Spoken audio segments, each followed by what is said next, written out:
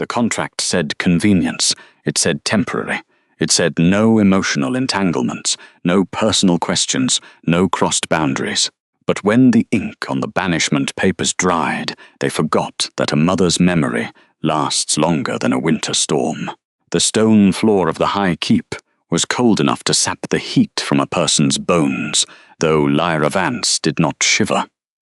She stood at the center of the great hall, the heavy oak doors groaning against the sheer force of the blizzard outside. They always said an Omega should know her place. Tonight, her place was supposedly the frozen northern wastes. Garrick Thorne stood on the elevated dais, watching her with cold, performative satisfaction. His power relied entirely on physical intimidation and falsified lineage registries, a fact everyone silently understood and practically ignored. The exile of a pregnant, inconvenient mate was simply another line item in his consolidation of authority. Lyra did not scream or plead for the unborn children she carried. The gathered elders were not looking at her with pity. They were looking to see if she would break. She had spent enough of her life learning not to cry in front of people who would not understand why. Instead, she adjusted the strap of her thick woolen cloak, feeling the undeniable weight of her pregnancy shifting beneath the linen. At her feet rested a single wooden chest. It contained no gold and no winter provisions. Inside lay only parchment, ink, and the original mating registry. It was a heavy, dual-signed document verifying the union between her and her former mate, bearing the unblemished wax seals of the court. Garrick believed he had erased her from the pack's history. He did not realize she was carrying the history out the door with her. As the guards shoved the heavy oak doors open, a brutal wall of freezing wind rushed into the hall, extinguishing the nearest tallow candles in a flurry of grey smoke. The snow swirled across the threshold, coating the grey stone in a slick, dangerous sheet of ice. Lyra stopped right at the edge of the doorway. Garrick leaned forward, perhaps expecting a final, desperate look back. Instead, the exiled woman carefully set her chest down on the frost-covered floor. She knelt, her movements slow and deliberate despite the biting cold, and adjusted the iron latch on the box. The wind was howling, threatening to pry the lid open and scatter her past across the icy courtyard, but she made sure the mechanism clicked securely into place. She refused to let the elements or the man on the dais strip away the only documentation that mattered. Once the latch was secured, Lyra stood up. She picked up her burden, turned her back on the high keep, and walked into the whiteout without looking over her shoulder. The heavy doors slammed shut behind her, cutting off the lies. The trek to the borderlands was a slow, punishing attrition of body heat and breath. Lyra measured her progress not in miles, but in the rhythm of her freezing footsteps and the deep, steady kicks of the twins against her ribs. When she finally arrived at the frozen village of Silverfrost, the sun had already surrendered to a bruising, dark grey twilight. The settlement was a cluster of low timber structures huddled against the tree line, smelling of wet ash and damp wool. Her boots dragged through the deep snowdrifts as she approached the largest cabin. A faded sign hung above the door, marking the home of Nellie Finch, the local midwife. Lyra's knuckles were cracked and bleeding, and her breathing came in shallow, sharp rasps. She pushed the door open, letting a wave of blessed, smoke-scented warmth wash over her freezing face. The interior was chaotic. Bunches of dried herbs hung from the ceiling rafters, casting skeletal shadows in the hearth light. Heavy wooden drawers lined the back wall, overflowing with roots, moss, and crumbling bark. At the heavy oak table sat Nellie. The older woman looked up from a battered journal. Nellie was gruff and deeply practical, a woman who had survived the borderlands by offering dry realism without sentimentality. "We don't take beggars," Nellie stated, her voice like grinding stones. "And we certainly don't take pregnant ones looking for a place to die." Lyra did not flinch. She closed the door, shutting out the howling wind, and set her iron-reinforced chest on the floor. The ambient frost had turned the hem of her woolen dress into a stiff, freezing weight, and the muscles in her lower back ached with a deep, throbbing pressure. But she forced herself to stand tall, analyzing the room. "I am not a beggar," Lyra said. Her voice was raspy, but the tone remained entirely level. "And I have no intention of dying." Nellie scoffed, tapping a quill against her inkwell. "Words don't buy firewood. What do you have?" Lyra stepped forward, peeling off her snow-caked gloves. With quiet precision, she moved toward the nearest open drawer, separating the tangled dried roots. "Your botanical storage is entirely disorganized," the pregnant woman observed quietly. "You mix your coagulants with your anti-inflammatories. In an emergency, you will lose precious seconds searching for the right poultice. Give me a dry place to sleep. In exchange, I will organize every drawer by botanical family, catalog your remaining winter supplies, and keep your inventory perfectly balanced." Nellie stopped tapping her quill. She looked at the stranger's cracked hands, the heavy swell of her belly, and the absolute lack of panic in her eyes. The older woman did not see a fragile outcast. She saw a calculated survivor, offering highly skilled administrative labor in a place where order was often the difference between life and death. The silence stretched between them, thick with the smell of wood smoke, dried resin, and unspoken understanding.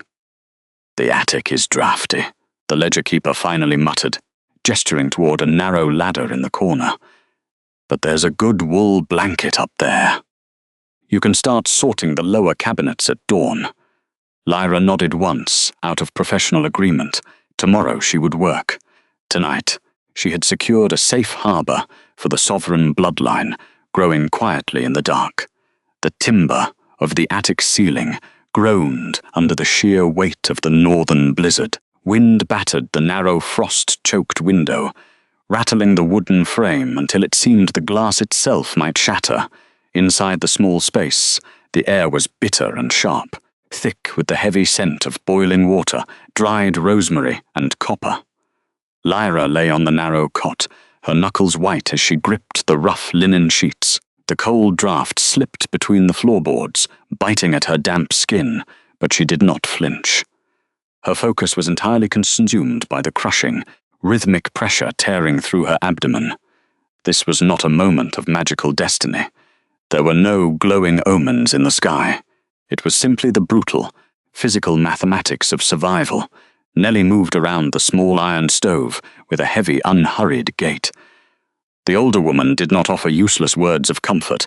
Instead, she brought a ceramic basin of hot water to the bedside, her cracked, practical hands working with deliberate efficiency. She wrung out a cloth, wiped the damp hair from the younger woman's forehead, and then reached into the deep pocket of her wool apron. She produced a thick, dry strip of boiled leather and held it out. Lyra took the object without a word. She clamped the tough material between her teeth, tasting salt and old dust. When the next contraction hit, pulling her spine taut into a rigid arch, she bit down hard enough to make her jaw ache. The pain was an absolute, blinding force that demanded a voice, but she refused to give it one. Years of harsh lessons had taught her to lock away her tears when faced with an unsympathetic audience. Now, even in the absolute isolation of the border wastes, she would not scream. Her first act as a mother would be one of absolute, disciplined endurance. Nellie pressed a firm hand against her stomach, checking the alignment, her expression completely flat. The storm outside reached a deafening howl, drowning out the creaking of the floorboards. The expectant mother's breath hissed violently through her nose. Her vision narrowed to the iron nails driven into the ceiling beams above her, counting them, holding her mind steady against the physical trauma. It took 3 more grueling hours before the geometry of the room shifted. The heavy, metallic scent of blood filled the narrow space, cutting entirely through the herbal steam. Then came the sudden, sharp intake of air. Nellie caught the firstborn. The infant did not wail wildly like most newborns. He let out one sharp, furious cry that echoed against the wooden rafters, a sound that demanded space in the freezing room, before settling into a steady, rhythmic breathing. The midwife quickly wrapped Julian in a warmed woolen blanket, rubbing his back vigorously to ward off the severe chill. But the pressure in Lyra's body did not cease. The leather strip remained firmly clamped between her teeth. She closed her eyes, gathering whatever physical reserves remained in her trembling muscles, and prepared for the second descent. When the second boy arrived, minutes later, he was noticeably quieter than his brother.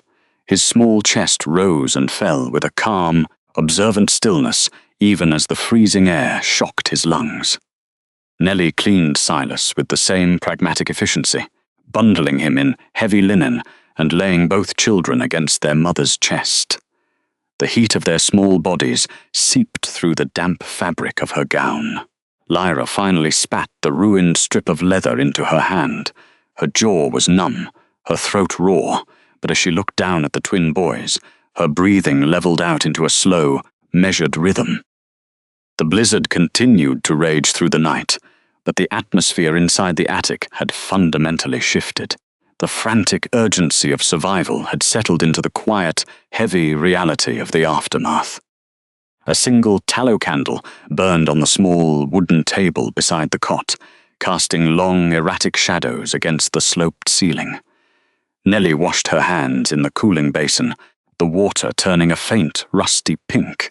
She dried her fingers on a rough towel, walked over to her worn satchel, and pulled out a heavy, leather-bound volume, the Silver Frost Birth Ledger. It was a pristine village book, kept with absolute administrative severity. The older woman brought the text to the table, opened it to a fresh page, and uncorked a small glass vial of iron gall ink. The sharp, acidic smell of the liquid mingled with the lingering scent of rosemary and blood. Lyra watched from the cot, her arms wrapped protectively around her sons. The infants were asleep, their small faces turned toward her warmth.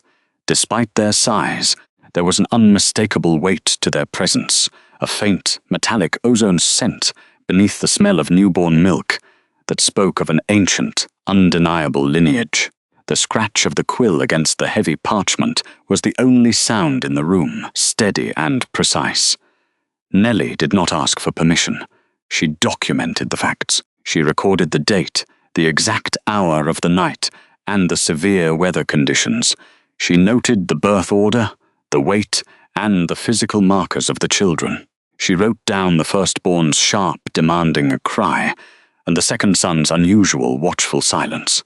The keeper treated the documentation with the solemn gravity of an imperial coronation, understanding inherently that in the borderlands, paper was the only thing that survived the winter.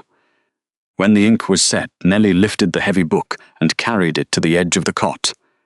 She held it out, allowing the flickering candlelight to illuminate the dense, elegant script. Lyra shifted her weight, ignoring the deep ache in her bones, and leaned forward to inspect the page. The words were a permanent anchor in a world that had tried to erase her. She reached out with a trembling hand and pulled a familiar item from beneath her pillow. The original mating registry. The heavy parchment was still pristine, bearing the dual signatures and the deep red wax of the royal seal. She laid her old registry on the blanket beside the open village book. The contrast was stark. One document represented a profound, systemic betrayal, while the other represented the irrefutable truth of her continued existence. She leaned down, her breath catching slightly in her throat, and blew gently on the wet ink of the birth ledger. Her cracked fingers lingered on the cold page. The sensation of the dry parchment beneath her skin was deeply grounding. This was not a temporary victory. It was not a fleeting emotional triumph. It was the first stone laid in a very long, very quiet war. The ink dried slowly under her breath, hardening into a record that no corrupt council or arrogant sovereign could ever burn away. Carefully, Lyra closed the village book. She folded her mating document, aligning the edges with meticulous precision, and placed both records into the single wooden chest she had carried through the snow. She turned the iron key in the lock, the sharp click echoing in the small room with absolute finality. She had accepted the permanence of her quiet, maternal duty. 7 years passed. The air inside the Silverfrost granary smelled of dry barley, cold earth, and the sharp tang of frost trapped in the timber rafters. Dust motes drifted through the narrow slashes of grey daylight, piercing the roof, settling over the heavy wooden counting table where Lyra stood. Her hands moved across the ledger pages with practiced rhythm. The skin of her knuckles was rougher now, deeply calloused from those years of borderland winters, but her penmanship remained flawless. Every stroke of the charcoal stick was deliberate, recording the village winter stores with absolute precision. A heavy thud vibrated through the floorboards. 7-year-old Julian stepped back, brushing a thin layer of grain dust from his coarse woolen tunic. He had just hoisted a 40-pound burlap sack of oats onto the primary stack. He did not pant. He did not look around the room for praise. He simply adjusted his stance, evaluated the structural integrity of the pile, and turned back toward the staging area. Even at 7, the boy moved with a quiet, undeniable economy of motion. There was no wasted energy, no childish franticness in his labor. He calculated the center of gravity for the next sack, gripped the rough fabric, and lifted using his legs rather than his back. He did not let the burlap drag against the stone floor. He understood that a torn seam meant lost inventory, and lost inventory meant hunger. Beside the counting table, 7-year-old Silas watched the grain settle into place. He was smaller than his older brother, his dark hair falling into eyes that missed absolutely nothing. He held a smooth piece of slate, his small fingers stained white with chalk dust. As Julian placed the sack, Silas made a sharp, clean mark on the slate. He did not speak. He merely looked up at Lyra, waiting for her to verify the count. Lyra looked at the chalk mark, then out at the towering stack of winter survival.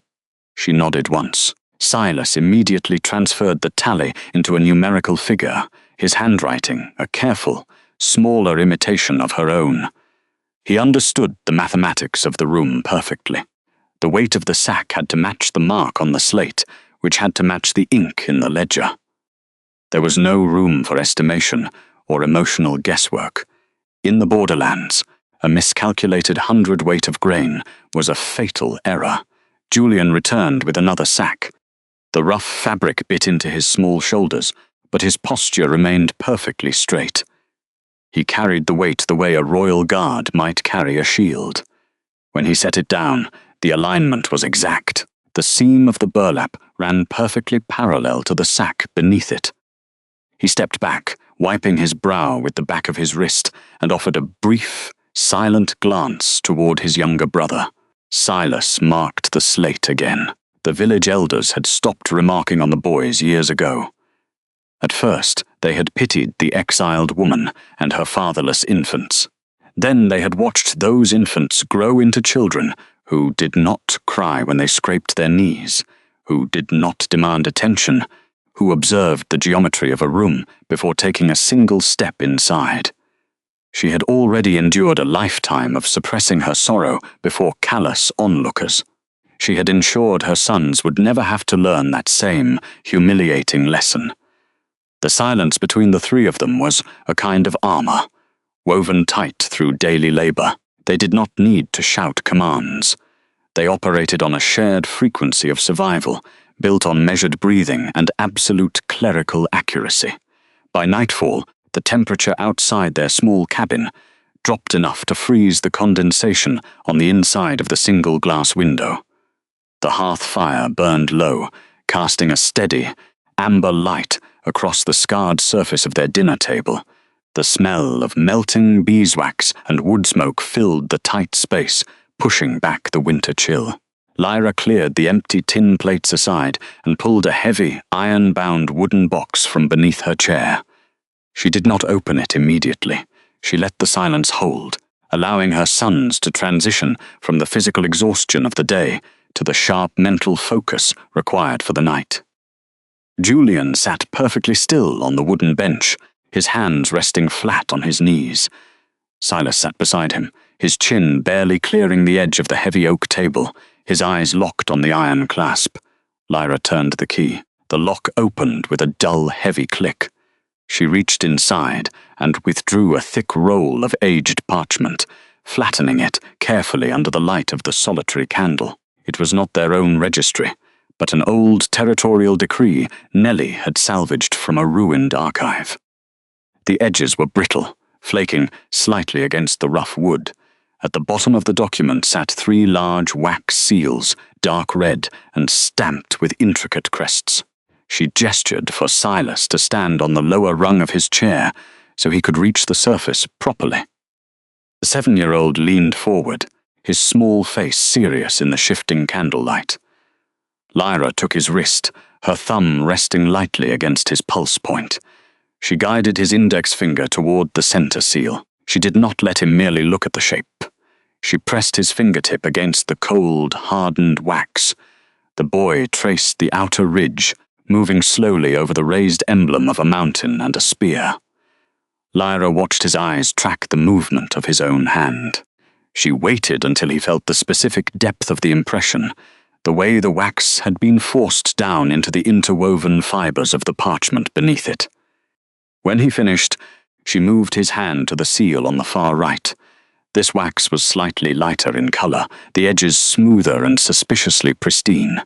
Silas traced it. He stopped halfway across the crest, a tiny furrow appearing between his brows. He pressed harder, testing the resistance of the material against the paper. He looked up at her, his expression questioning, but his voice silent. Lyra released his hand. She looked at Julian, who had watched the entire exchange without blinking, his posture reflecting the same quiet intensity as his brother. The right seal sat entirely on the surface. The pressure used to stamp it had been shallow, hesitant. It had not bonded with the paper. Lyra let that knowledge settle into her sons like cold water into stone. She taught them that a lie always lacked depth. A forgery could replicate the shape of authority, but it could never replicate the absolute, structural weight of truth. True power left an undeniable physical groove.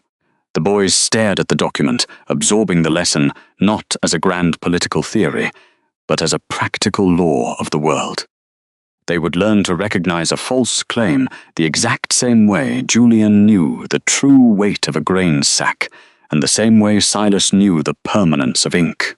Years continued to turn, wearing the edges of the borderland smooth and leaving behind a hard, quiet rhythm that the twins absorbed into their very bones.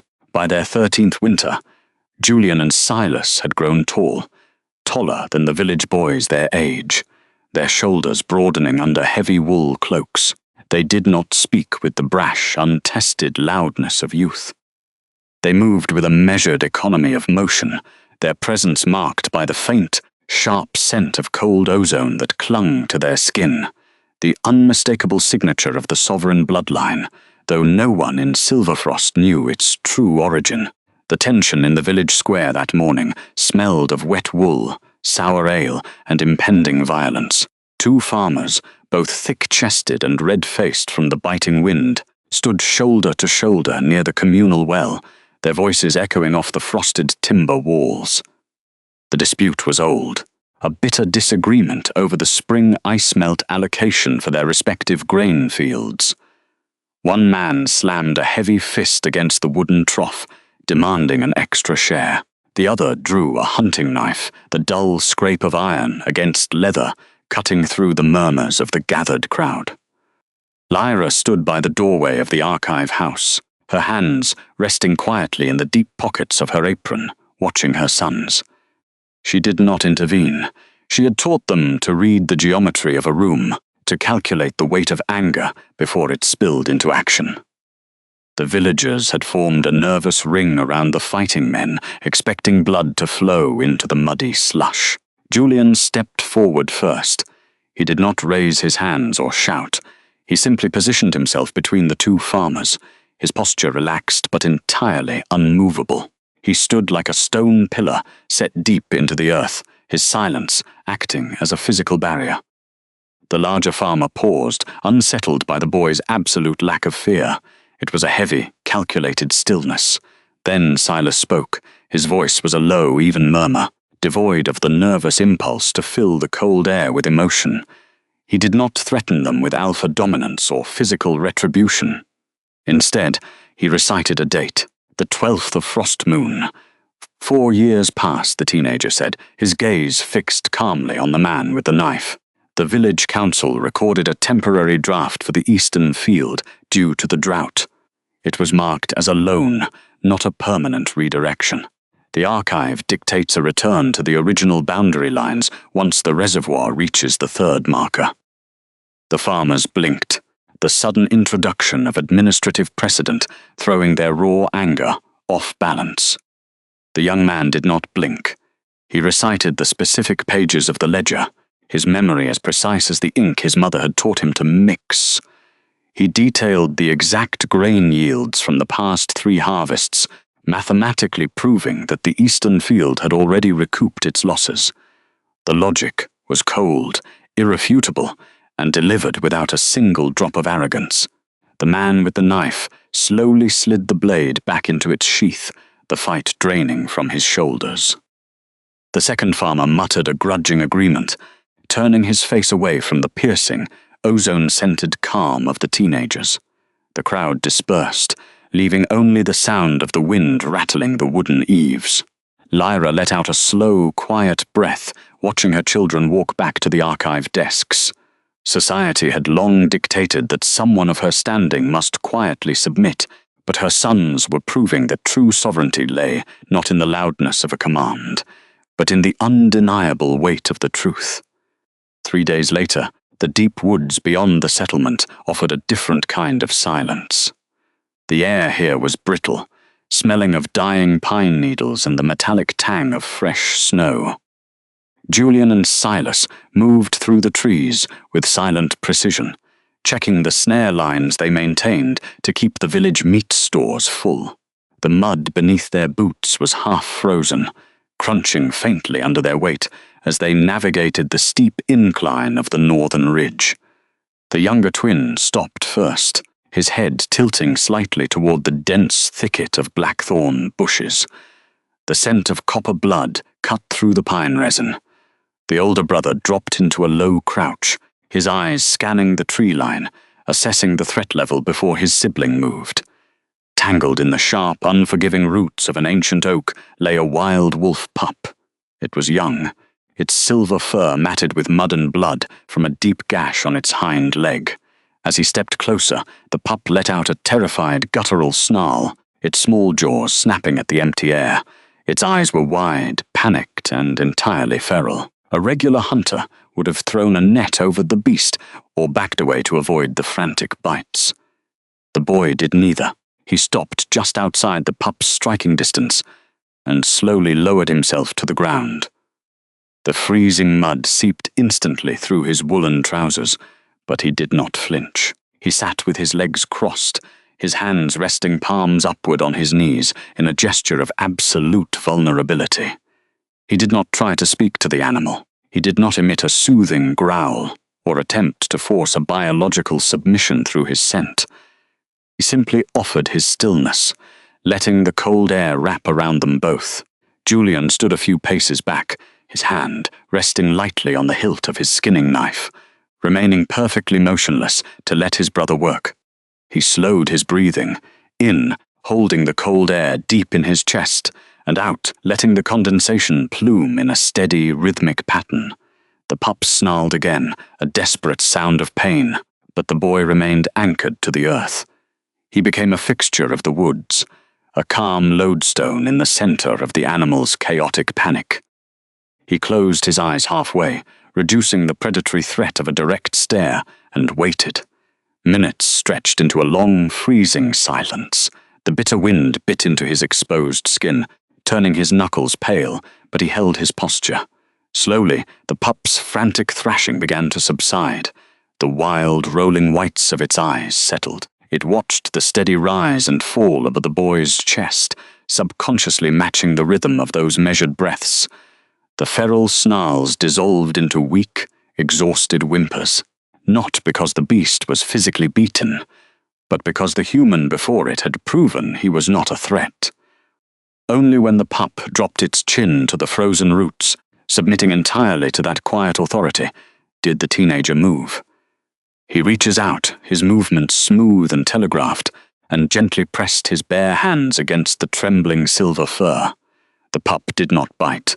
It let out a long sigh, leaning its weight into the gentle touch.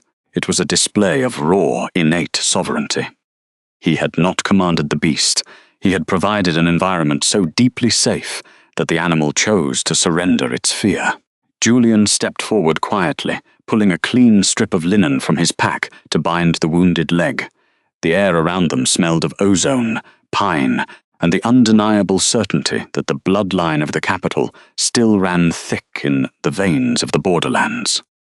While her sons patrolled the deep woods, the wind howling against the frost-rimmed windows of the village archive room offered the only sound for hours. Lyra sat with her back straight, her ink-stained fingers moving systematically across the current month's grain inventory.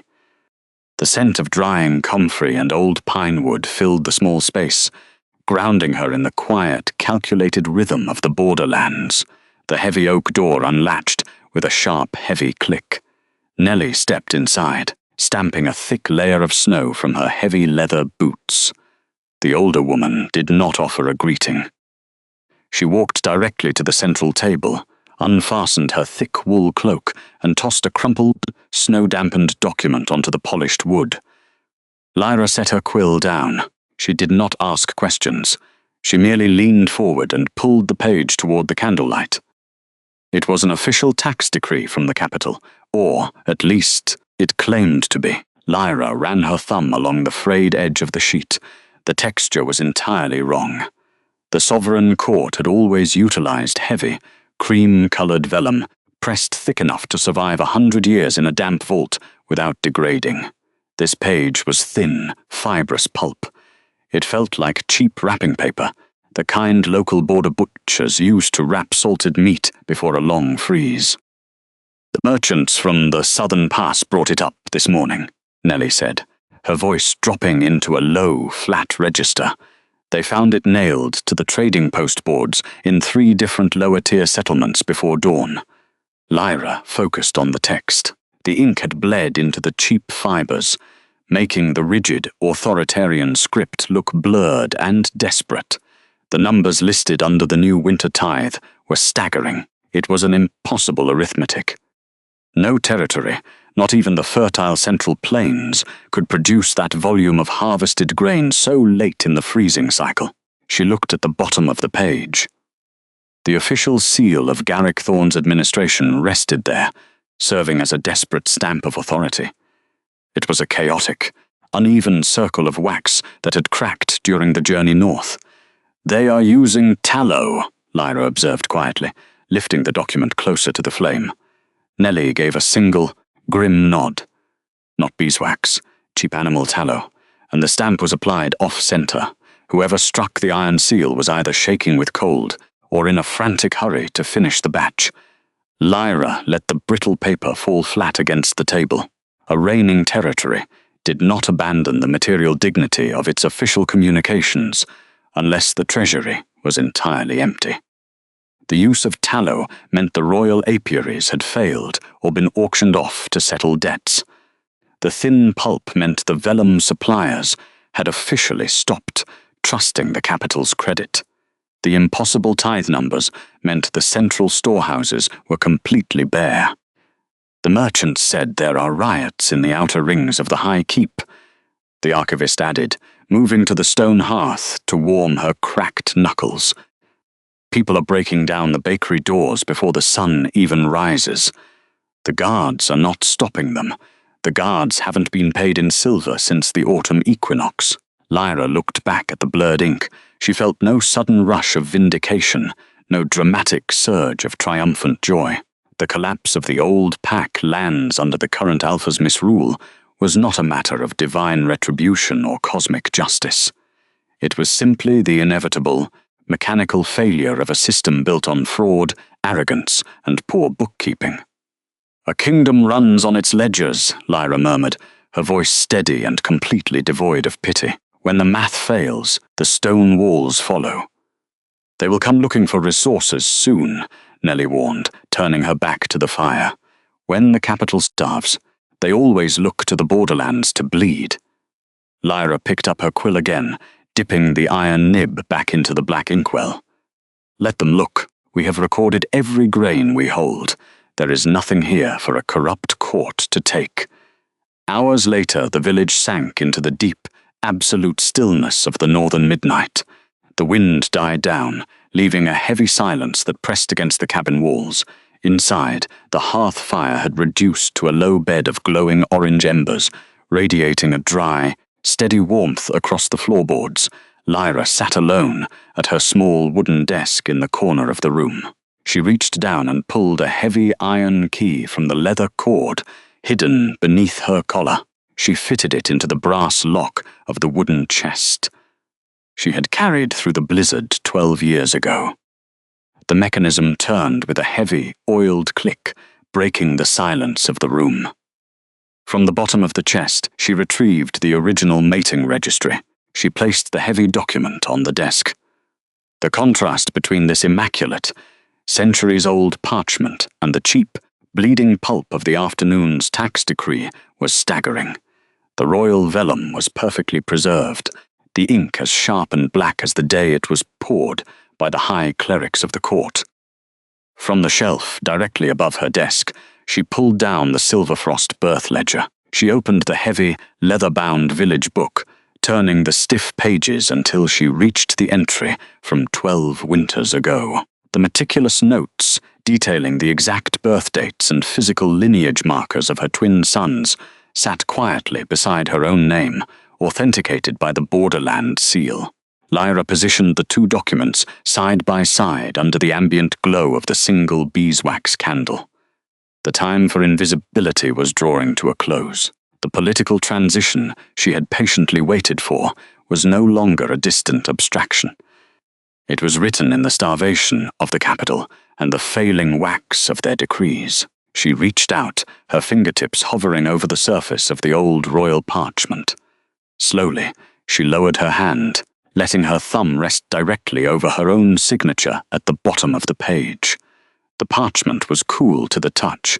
For over a decade, the memory of her public banishment, the harsh laughter, the freezing stone of the High Keep, the brutal finality of Garrick's dismissal, had lodged itself between her ribs like a sliver of cold glass. It had been a sharp, constant pressure, shaping every cautious step she took to ensure her children survived the border wastes. Now, pressing her thumb against the undeniable proof of her legal standing, she felt the temperature of that memory shift. The ice was dissolving. The quiet, enduring pain of exile was melting into a cold, terrifying, and absolute determination.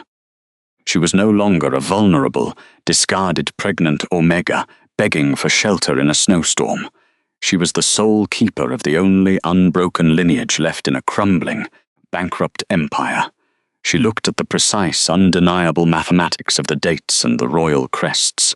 The corrupt administration had built a massive fortress out of lies and physical intimidation, but they had left the actual foundation, the legal, structural truth, resting quietly in her hands. Lyra closed the village ledger with a firm, decisive sound that echoed in the quiet room.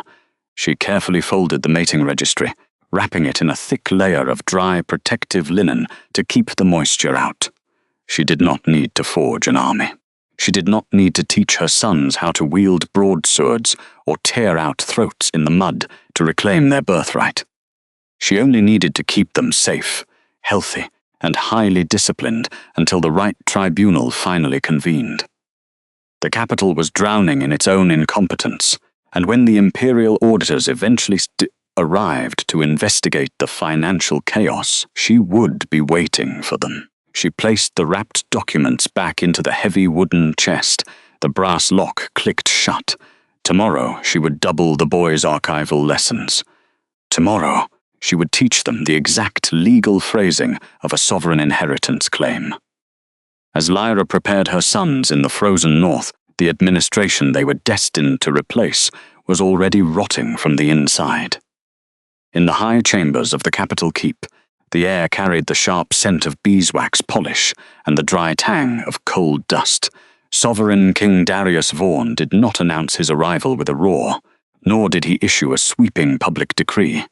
He arrived with a heavy cloak of dark wool and 3 clerks bearing wooden crates of archival boxes. The Imperial audit of the borderlands had begun not as grand political theatre, but as a meticulous untangling of numbers, land grants, and missing resources. For years, rumours of lost heirs and mismanaged fringes had reached the Sovereign Court, and Darius had finally gathered enough discrepancies to force a structural inquiry. Garrick Thorne stood near the tall arched windows, his broad shoulders stiff beneath a velvet tunic. The Alpha who controlled the old pack lands attempted a welcoming smile, though the muscles around his jaw twitched with poorly concealed tension. He stepped forward, gesturing to a silver tray resting on a side table. A crystal decanter caught the pale winter light, filled with a ruby-coloured vintage. Darius did not look at the tray. Darius Vaughn occupied silence the way other men occupied speech, without apology, without the nervous impulse to fill it. Instead, he unrolled a broad parchment map across the long oak table. He placed the heavy iron signet seal on the upper edge to keep the curling parchment flat. The metal clinked softly against the polished wood. Garrick poured a glass anyway, the dark liquid splashing against the crystal. He offered it outward. A toast to the Sovereign Court, my king. It is a rare honour to host an Imperial review. We have prepared the finest accommodations. I am not here for accommodations, the king answered. His voice was low, carrying the steady weight of a falling stone. He did not raise his hand to accept the glass. His dark eyes remained fixed on a column of figures halfway down the exposed ledger page. He reached out with a gloved finger, tracing the line of faded ink. You will need to explain the discrepancy in the winter grain shipments from the Silverfrost territory. The stamps on these ledgers are not aligned with the provincial records. The rejected glass hovered in the air before the Alpha slowly lowered it. The red wine cast a bloody shadow over the white tablecloth.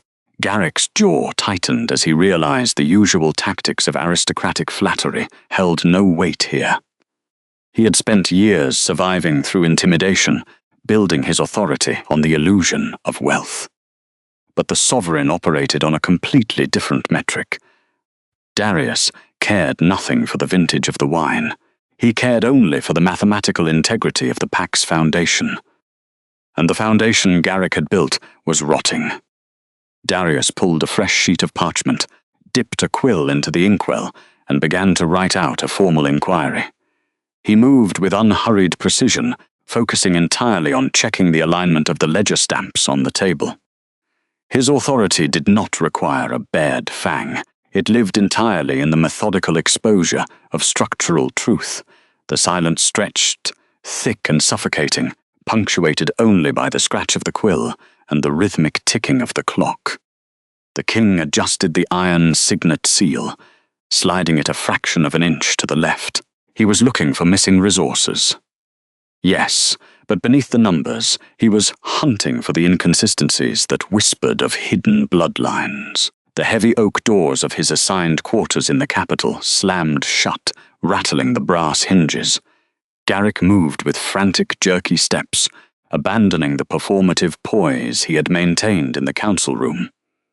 The air in his personal chambers was cold, but sweat already beaded along his hairline. He grabbed a brass key from his waistcoat pocket, his hand trembling so badly the metal scraped against the lock of his iron strongbox twice before catching. He threw the lid open. Inside lay stacks of local tax records, private correspondences, and altered land deeds from the Northern Territories. If the Imperial clerks found these papers, the financial mismanagement of pack wealth would become mathematically undeniable. The audit was not a simple review. It was a noose tightening with procedural precision. The Alpha dragged a handful of documents from the box, his breathing ragged. He stumbled toward the small stone hearth in the corner of the room, where a meager fire crackled over half-burnt logs. He did not bother to read the pages. He merely tore them in half and shoved them directly into the flames. The dry parchment caught instantly. Bright yellow fire flared upward, illuminating the hollow, frantic look in his eyes. He grabbed another handful, tossing them onto the growing blaze. The hearth was too small for such a volume of paper. Heavy, acrid smoke billowed out into the room, stinging his eyes and catching in his throat. He grabbed the iron poker, violently stabbing at the burning pile to create more airflow. The flames devoured the altered land deeds and the forged taxation charts, curling the thick parchment into blackened husks. If the clerks cross-referenced these private ledgers with the village archives, the missing wealth would immediately point to his personal vaults. Garrick coughed violently, a wet, hacking sound that forced him to lean against the stone mantel for support. The smoke smelled of burning wax and melting seal resin. He shoved the remaining pages deeper into the fire, scattering embers across the woven rug. A small burn mark bloomed on the wool, and he stomped it out with the heel of his heavy boot. When the last of the damning records had turned to brittle black ash, the man stepped back, his chest heaving. The smoke hung low in the room, a grey haze that refused to clear.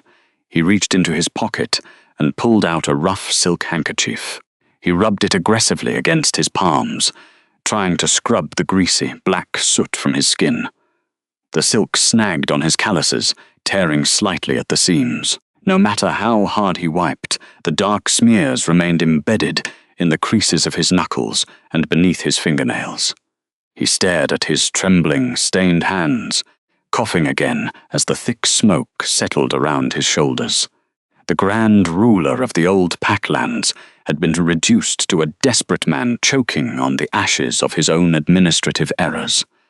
He tossed the ruined handkerchief onto the floor, the white silk now stained beyond repair. The sound of measured footsteps echoed from the stone corridor outside his door. The pacing was deliberate, unhurried, and entirely confident.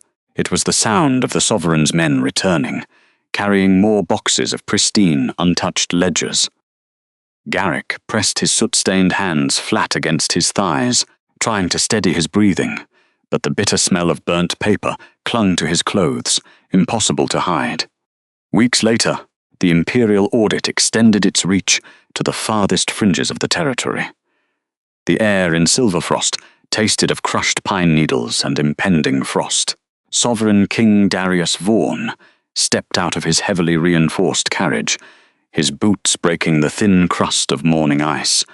The borderlands were supposed to be a place of ruin, a neglected edge where Garrick Thorne's mismanagement had left the people starving. Yet the physical reality contradicted the reports from the capital. The village was quiet, but it was the silence of focused labor, not the stillness of a broken settlement. He moved toward the communal grain stores, long wooden structures built against the northern pines. The scent of dry oats and seasoned cedar wood drifted through the cold air. The king had anticipated a scramble of villagers, hastily attempting to conceal their meager supplies from an audit. Instead, he found a system running with mechanical precision. 2 young men were stationed by the loading ramps, managing the winter distribution with a steady rhythm that instantly drew his attention. They were tall, their shoulders broad beneath thick woolen coats, moving heavy sacks of grain with synchronized ease. The monarch stopped a few paces away.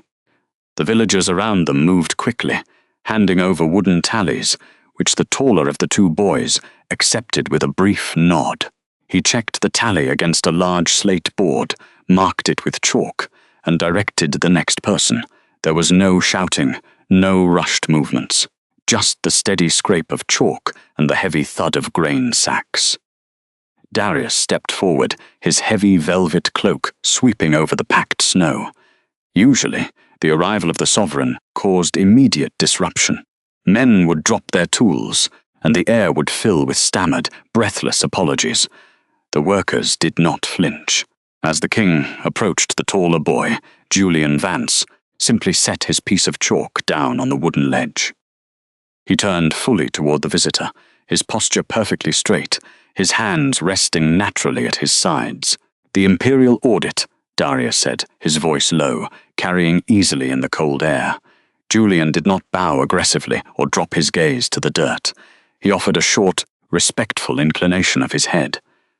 "We were informed you might inspect the northern stores, Your Majesty," the young man replied. His voice was steady, devoid of the usual breathlessness that accompanied speaking to the crown.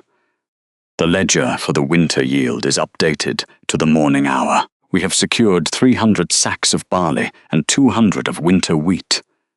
Silas Vance, the second brother, stepped up to stand beside him. He handed over a secondary wooden board, covered in precise mathematical rows of numbers. "The moisture rot has been kept under 2%, Silas added, his tone purely factual. The outer walls were reinforced with packed earth before the freeze, preserving the internal temperature. Darius took the board, but his eyes remained fixed on the boys. They offered him clear reports without a single shift in their posture. They simply stood their ground, anchored in their own competence, treating the man before them not as a threat that demanded submission, but as an administrator who required accurate data. The extreme composure of their stance struck a chord deep within the king's memory. He stepped closer to Julian, bringing himself within the immediate personal space that usually caused lower-ranking wolves to lower their chins. The boy did not retreat. He merely shifted his weight slightly, anchoring his boots into the frozen earth, and met the king's gaze with a calm, observant stillness. It was in this proximity that the details began to align in the sovereign's analytical mind.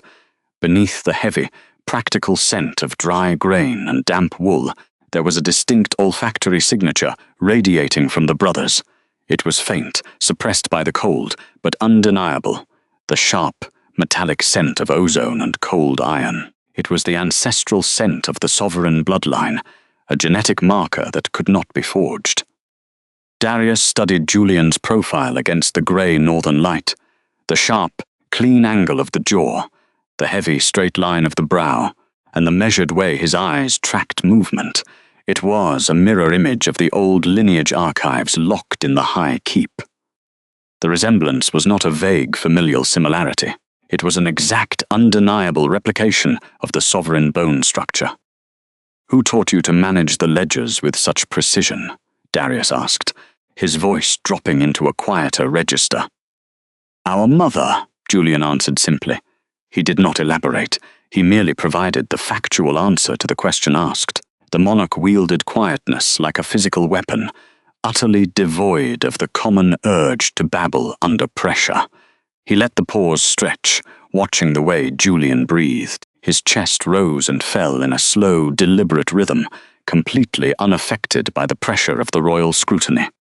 Most men would begin to talk, sweating under the heavy weight of the quiet space. Julian remained perfectly still. A few paces back, Silas was watching the exchange. Darius shifted his gaze to the second brother, noting the sharp, calculating focus in the boy's eyes. Silas was mathematically mapping the geometry of the interaction, calculating distances and potential risks, his vigilance guarding the space but entirely restrained. He held a heavy iron grain hook in his right hand with a casual readiness that spoke of absolute physical discipline. The realization settled in the king's chest like a stone dropping through still water, slow, thorough, filling every crack. There was no magical revelation, only the cold, hard weight of structural truth. These two, managing the grain with ink-stained fingers and unflinching dignity, were the lost heirs to the northern territories. The evidence was written in the shape of their bones, the rhythm of their breath, and the unyielding exactness of their labor. Seeking final proof, the sovereign king requested the local ledgers. Shortly after, the village archive room was freezing, the iron stove in the corner fighting a losing battle against the northern draft, rattling the window panes. Darius sat at the long wooden table, his dark cloak swept over the back of the chair. He did not ask questions. He simply waited, his posture relaxed, but carrying the undeniable weight of absolute jurisdiction. Lyra stepped out of the shadows near the hearth. In her hands, she carried a flat bundle wrapped in oiled leather and bound with a simple hemp cord. She moved with a measured, deliberate rhythm, her footsteps soft against the uneven floorboards. Her simple grey dress, mended carefully at the hems, offered no visual indication of the high lineage she carried. She did not lower her gaze under the king's intense scrutiny, nor did she offer the frantic, pleading explanations that guilty people often use to fill empty spaces. Stopping opposite the sovereign, she untied the rough cord. The leather peeled back with a faint, dry crackle, revealing thick, yellowed parchment. The original mating registry. It smelled of coal dust, dried lavender, and the faint, bitter, metallic tang of old iron gall ink. She placed the document flat on the rough, splintered surface of the table. Her knuckles were pale from the biting cold, but her fingers remained perfectly steady as she smoothed the curled edges. The parchment lay between them, a fragile paper bridge over a decade of systemic lies and brutal exile. She withdrew her hand and took half a step back, locking her hands safely beneath her woolen shawl. Lyra refused to speak. She had spent 13 years learning that verbal testimonies were easily twisted by corrupt men, but physical evidence held a gravity that could not be shouted down. Darius lowered his dark gaze to the parchment. His breathing was slow, shallow, barely shifting the heavy wool of his coat. The room fell into absolute stillness, emphasizing the sheer political tension of the moment. The only sound was the distant howl of the winter wind outside, scraping against the stone walls of the keep like a dull blade. On the bottom right corner of the document, the heavy burgundy wax seal remained unbroken. It bore the raised crest of the capital, stamped with an iron signet on the day of her union, long before Garrick had forced her into the snow. The wax was flawless, untouched by fire, moisture, or tampering. It was undeniable proof of her legal status and the legality of the twin heirs she had carried at the time of her violent banishment. Lyra watched the king's eyes track across the faded ink, not the kind of silence that falls between words, the kind that swallows them whole. She did not shift her weight. She did not seek his emotional approval. She merely waited for him to finish reading the physical map of her stolen life, knowing the truth was already permanently locked in the ink. Before Darius could ask for verbal corroboration of the timeline, a heavy set of footsteps announced the arrival of the village record keeper. Nellie Finch emerged from the narrow, dimly lit corridor, smelling faintly of dried rosemary, cold ash and damp sheep's wool.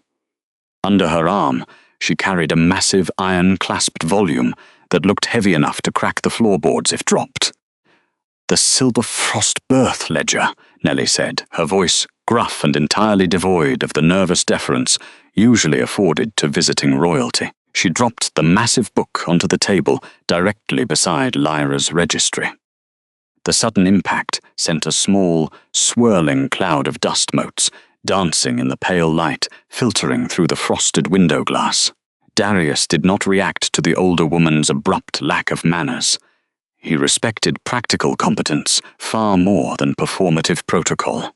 Reaching into the inner breast pocket of his coat, he retrieved a small, brass-rimmed magnifying lens. Unhurried, he pulled the heavy ledger closer, flipping through the thick, heavily textured pages until he reached the exact year and month of the brutal winter storms that had marked Lyra's arrival in the borderlands. The king leaned forward, casting a long shadow across the table. He held the lens over the rough paper of the village ledger, studying the daily entries, and then moved it slowly over the smooth vellum of the mating registry. He was not looking for supernatural signs or listening to the biological pull of a wolf's bond. He was examining the pressure of the quill strokes, the oxidation of the ink, and the precise administrative timeline separating the dates. Nellie stood with her arms crossed over her chest, fiercely guarding the integrity of her life's work. "Born during the worst blizzard this side of the mountains," she stated, her tone flat and relentlessly practical. 12 years and 10 months ago, 2 boys, healthy, despite their mother walking 50 miles in freezing mud and snow to get here. The ink on that page was dry before the storm finally broke. Darius shifted the brass magnifying lens back over the birth entry. The handwriting was cramped, precise, and completely untampered with. The dates aligned mathematically with the unbroken wax seal of the mating registry, leaving no gap for fiction or political fraud. A quiet exhalation escaped his lips, barely audible over the crackling embers in the stove. He set the brass lens down on the wood with a soft, decisive click. The verification process had been entirely bureaucratic, dry, and terrifyingly thorough. There was no room left for Garrick's lies in the margins of these pages. The timeline proved everything. Lyra had not been barren, nor had she been unfaithful. The children were legitimate heirs. The sovereign bloodline had been documented in the cold, unyielding ink of a borderland ledger, surviving the corruption of the capital through nothing more than meticulous, daily record-keeping. Before Darius could speak another word, the wooden floorboards of the archive room creaked under the weight of heavy, rushed footsteps. The intruders did not bother to knock. 5 men, wearing the tarnished silver badges of Garrick Thorne's remaining loyalists, shoved the heavy oak door inward. A gust of bitter wind followed them, threatening to scatter the loose parchment on the central table. The thugs smelled of stale ale, wet wool, and the frantic, disorganized rush of men whose administration was collapsing. Their orders from the capital were simple. Seize any remaining village ledgers, silence whoever held them, and burn the evidence before the Imperial audit could advance further into the territory. Inside the room, the temperature remained perfectly steady. Silas Vance did not look up from the wide oak table. His fingers, stained faintly with black ink, continued to trace the margin of a grain tally. He turned a page. The soft rustle of the thick parchment sounded impossibly loud against the heavy breathing of the intruders. He dipped a quill into the inkwell, waiting a precise second for the excess to drip away before writing a final, steady number. The scratch of his pen never faltered, charting the village's winter wheat reserves as if the room were entirely empty. Julian Vance stood in the doorway of the inner record room. He did not draw a weapon. He did not raise his voice. He simply occupied the threshold, his arms folded loosely across his chest, leaning one shoulder against the doorframe. He was only 12 years old, but his height already rivaled the men sent to intimidate them, and his posture carried the immovable density of cold iron. "Step aside, boy," the lead loyalist demanded. His voice cracked slightly on the last word. He puffed out his chest, stepping forward to close the distance, but his boots scuffed clumsily against the floor. "We are here on the authority of the Alpha. Hand over the birth registries and the ledger boxes, or we will take them." The young heir did not move. He kept his chin level, his grey eyes locking onto the older man's gaze with a calm, terrifying emptiness. The air in the room seemed to drop several degrees, frosting the edges of the window panes. The faint, sharp scent of ozone, the ancient, undeniable signature of sovereign authority, began to roll off his skin in slow, heavy waves. It was not a threat of violence. It was the physical manifestation of absolute territorial right. "You are standing on muddy boots," he stated softly. His voice did not echo, yet it filled the space entirely. "My mother spent the morning scrubbing these floors. You will step back onto the stone landing, or I will consider your presence a trespass." The loyalist opened his mouth to shout an order to his men, but the words died in his throat. He looked at the boy's folded arms. He looked at the younger twin, who was now carefully wiping the nib of his quill with a square of clean linen, not sparing the armed group a single glance. The men behind the leader shifted nervously, their hands hovering over their hilts but refusing to draw them. The atmosphere grew suffocatingly dense. It felt exactly like standing before an avalanche that had not yet fallen, a primal instinct warning them that crossing the threshold meant leaving their lives behind. Without a single punch being thrown, the structure of power collapsed. The leader swallowed hard, his face paling under the dirt and sweat. He took half a step backward. Then, unable to break the teenager's steady, unblinking gaze, he backed over the threshold entirely. The 4 men behind him followed, stumbling slightly. As they retreated onto the cold landing, their shoulders hunched against the freezing wind. The 12-year-old reached out, pulled the heavy oak door shut until the latch clicked into place, and walked back to the table. He picked up a fresh ledger, sat beside his brother, and opened to a blank page. The fire in the hearth of the village's administrative study burned low, reducing the stacked pine logs to glowing red embers that radiated a steady, dry heat. The room smelled of dried comfrey, old paper, and the sharp, clean scent of melting beeswax.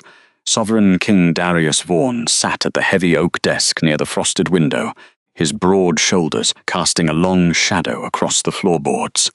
He moved with the deliberate, unhurried precision of a man who had never needed to rush a decision. Lyra Vance stood by the mantel, her hands resting lightly on the warm stone, feeling the faint vibrations of the burning wood.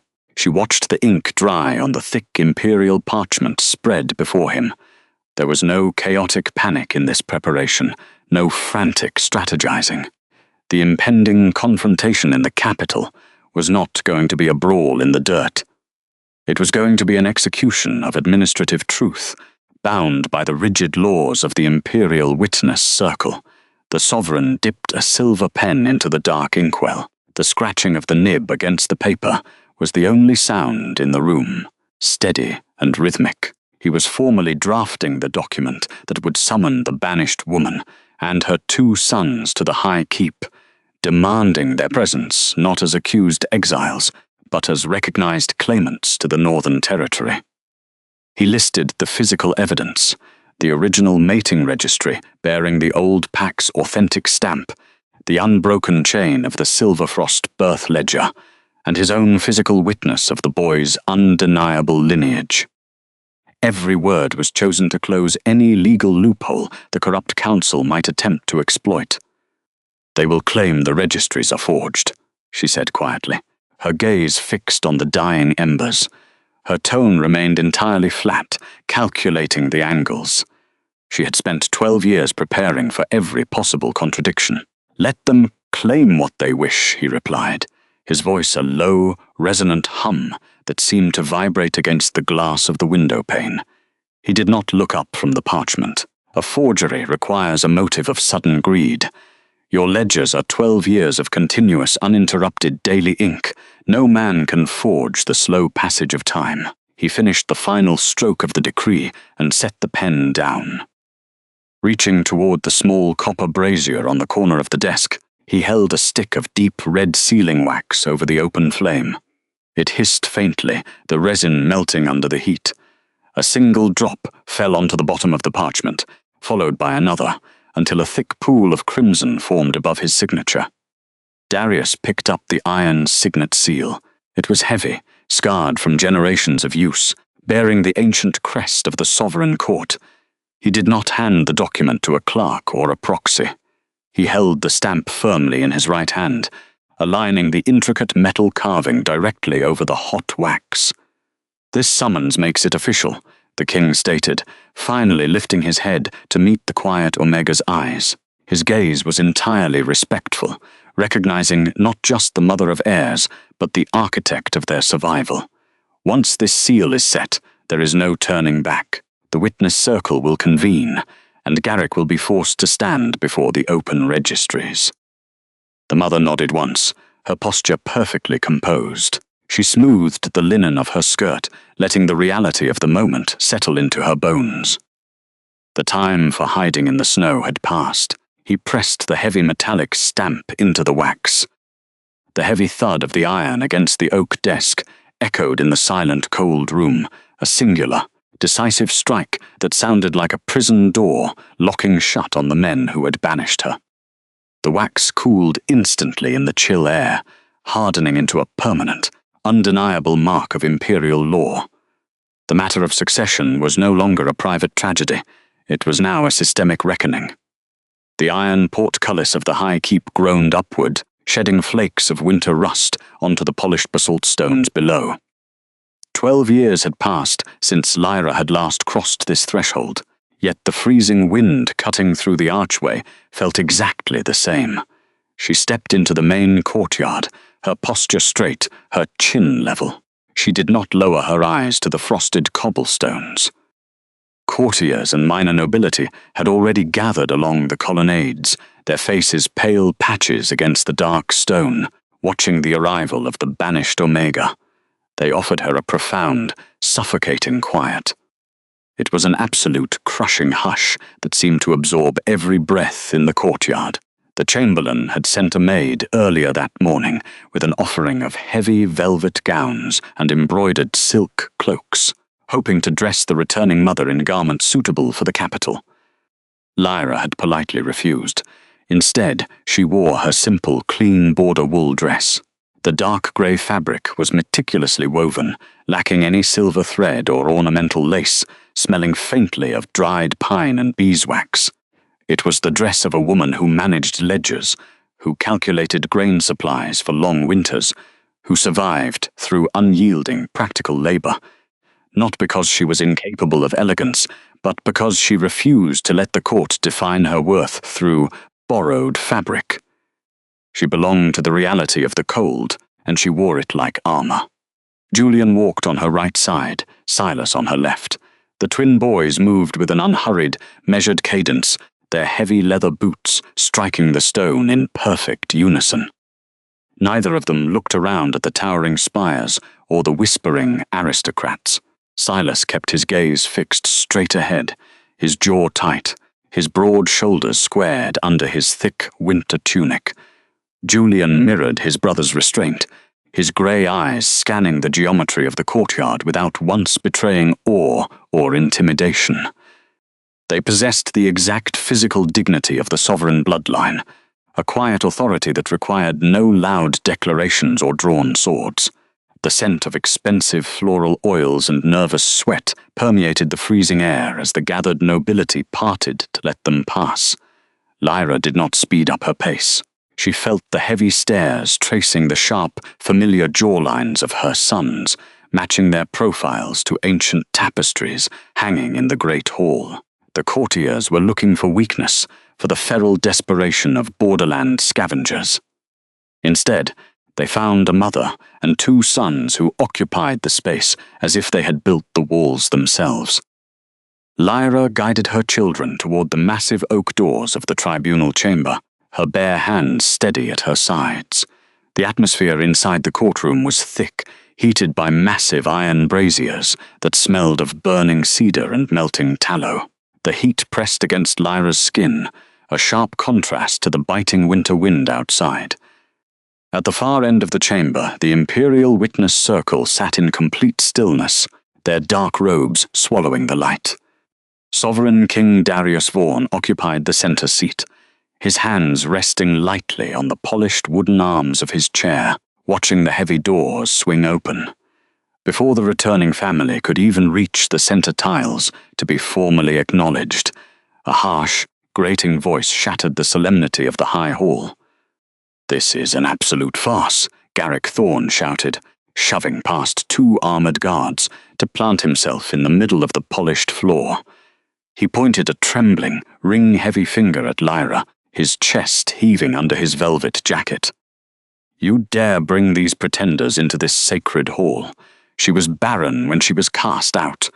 I banished her for her failures, and now she drags two filthy border orphans here to steal a crown that does not belong to them. It is a conspiracy, a pathetic attempt to rob me of my rightful rank." Garrick's face was flushed, a dark, violent red, the veins in his neck bulging against the tight collar of his embroidered coat. He paced frantically in front of the seated witnesses, his boots scuffing the pristine marble.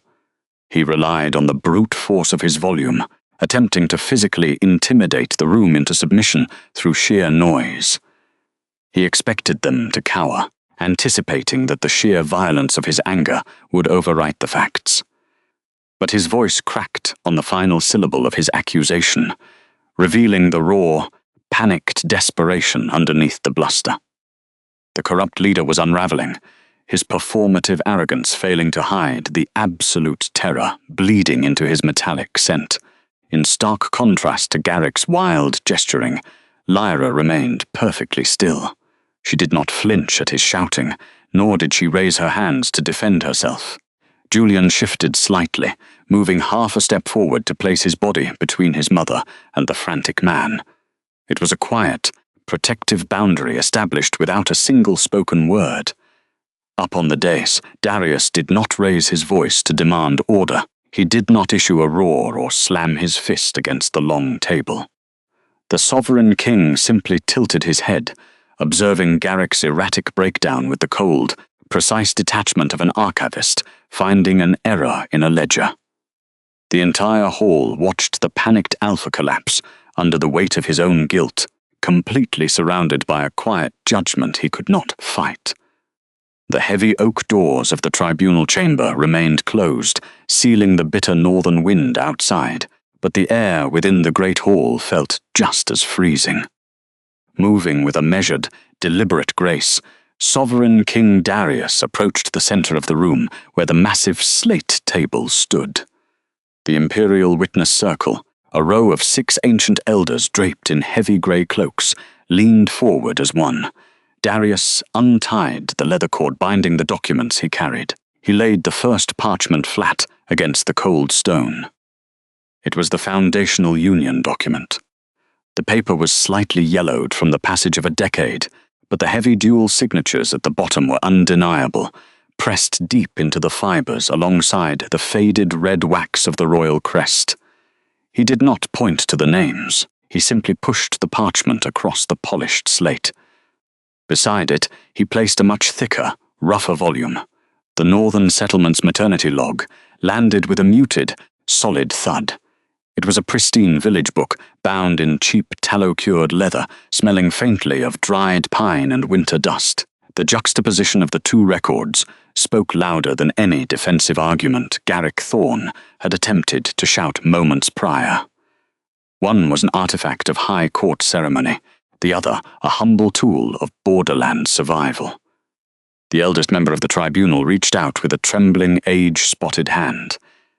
He pulled the mating registry closer, adjusting his spectacles to examine the specific curvature of the ink. No one in the vast chamber dared to breathe. After a long minute, the elder opened the borderland ledger. The thick, fibrous pages rustled loudly in the suffocating quiet.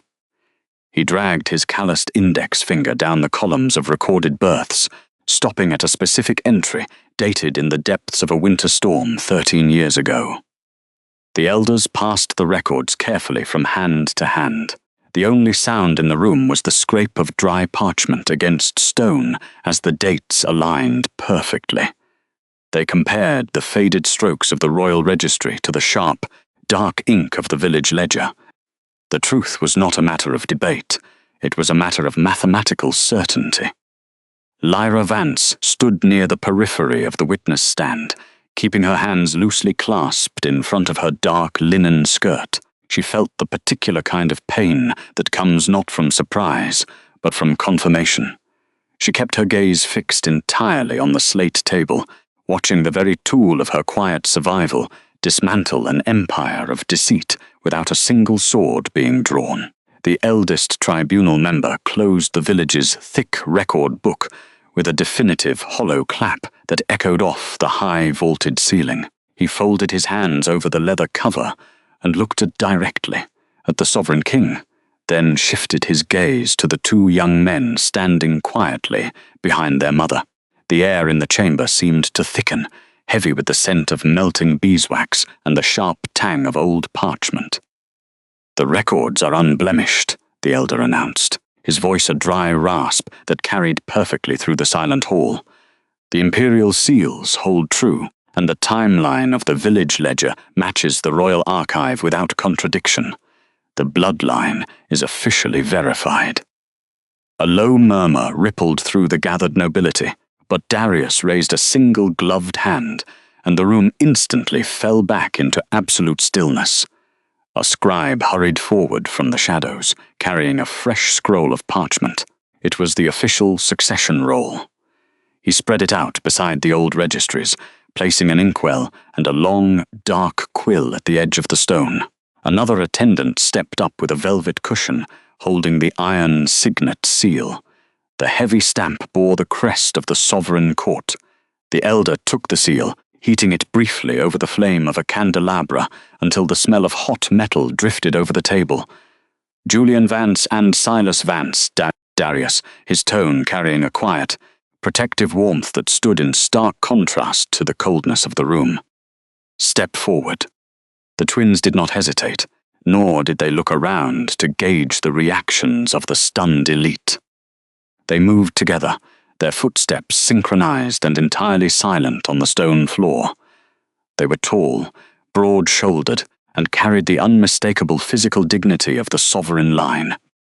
Julian reached the table first. He did not look at the heavy iron signet seal or the fading wax of the old registry. He picked up the quill, dipped it smoothly into the black ink, and bent over the succession roll. His hand did not shake. He signed his name with exact, unhurried strokes. The handwriting was a perfect mirror of the ledgers. Lyra had taught them to read by the dim candlelight of a freezing cabin. It was precise, steady, and entirely devoid of wasted motion. He set the quill down and stepped back. Silas took the pen with the same calm efficiency. His signature flowed onto the parchment right beneath Julian's, mathematically aligned and equally firm. There was no arrogance in their movements. When the boy finished, he returned to his mother's side. The elder pressed the ancient crest stamper into a pool of dark red wax beside their names, officially confirming Julian and Silas Vance as the legitimate sovereign heirs to the territory. The heavy thud of the stamp, finalizing the document, settled in the mother's chest, like a stone dropping through still water, washing away 13 years of cold exile with the undeniable weight of written law. The tribunal chamber remained entirely still. The Imperial witness circle had rendered its decision, and the verdict settled into the cold stone architecture like a dropping tide. Darius Vaughan sat at the apex of the crescent table. He commanded the quiet room with an effortless gravity, feeling no compulsion to vocalize his dominance. His authority was not forged in the volume of his voice, but in the meticulous alignment of the administrative documents spread before him. Garrick Thorne stood at the center of the sunken mosaic floor, looking entirely out of place in a room governed by law rather than brute force. For years, his power had relied on physical intimidation. He had anticipated a challenge of blood, preparing his muscles for a physical duel. But there was no battle today. There was only a ledger, a brass seal, and a stack of unsealed registries. Darius picked up the final decree. The parchment rustled, a dry, precise sound that echoed off the vaulted ceiling. Garrick Thorne, the sovereign king, began, his tone a measured, unhurried drawl. You are stripped of all sovereign titles and pack authority. Your wealth is forfeit to the Imperial treasury to repair the administrative rot you have cultivated. For the crime of fraudulent banishment and the falsification of lineage registries, your sentence is immediate exile. You will serve out your remaining years at the northern salt mines. You will not return. Garrick's jaw slackened. The arrogant sneer that had defined his face for over a decade collapsed. 2 Imperial guards immediately crossed their iron-tipped halberds over his chest to stop his advance. On what grounds? Garrick demanded, his voice cracking. A few pieces of paper? A forged village book? Darius slid a single, heavy parchment across the polished mahogany table. It drifted to a stop, perfectly aligned with Garrick's line of sight. It was the old banishment decree, the exact legal order used to cast Lyra out into the freezing borderlands 12 years ago.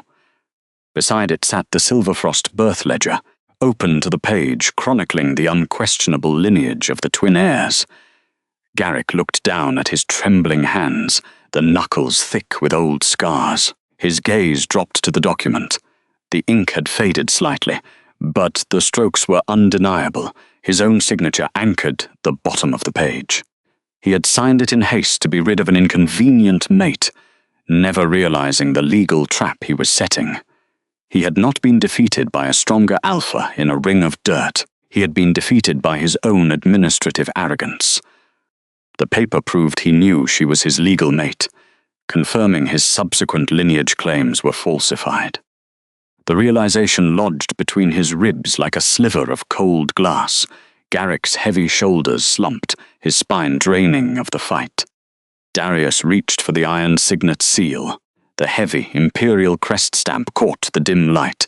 Darius pressed it firmly into a pool of hot crimson wax beside Garrick's old signature, officially invalidating the past. The sharp, metallic clank of the seal hitting the wood was a sound of absolute finality. "Remove him," Darius said. No one shouted. The guards gripped Garrick by his arms and turned him toward the heavy oak doors.